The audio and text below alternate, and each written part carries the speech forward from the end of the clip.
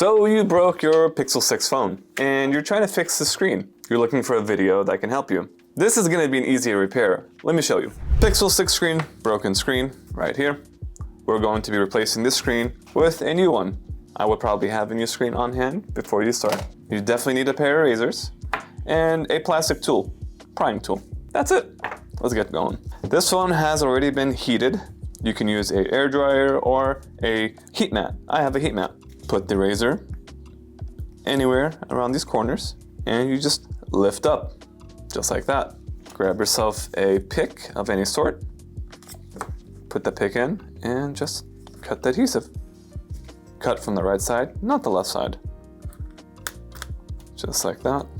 Now from the bottom left corner. And now on the left side, be very careful. Don't stick the pick in too deep. As you've cut the adhesive, you can open this phone like a book. You can open it to the left side.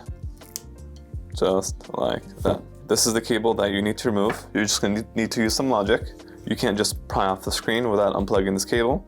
Clearly, the new screen has a cable. So you can just lift up and just pop this off. It does require some force, just like that. There's that cable. Pop that cable off. Simple and easy. The new screen has a fingerprint scanner, which is this component right here. Old screen has it too. So when you're ordering screens, make sure you order a screen that has a fingerprint scanner. New screen.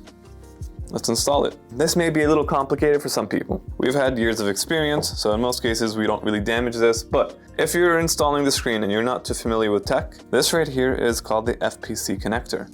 That connector attaches to that connector. They need to be precise when you're installing it. If you're putting this cable right here incorrectly, not pin to pin, you can damage the connector. And if you damage the connector, you're effed.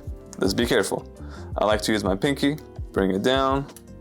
Once it's sort of place, I can use this tool and just push it in, but I need to feel first when it's good.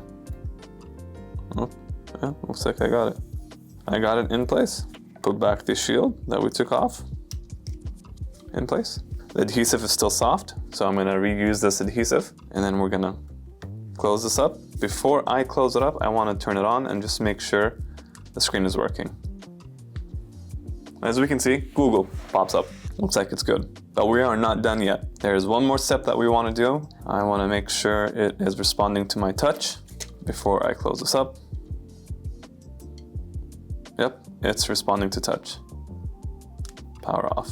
Okay, now before we close it up, you need to be extra careful with this camera protector that fits that camera. So you look on top, you try to align it as best as you can. Once the edges fit into the frame, then you close. So right now, in this case, the edges fit nicely into the frame and then I close.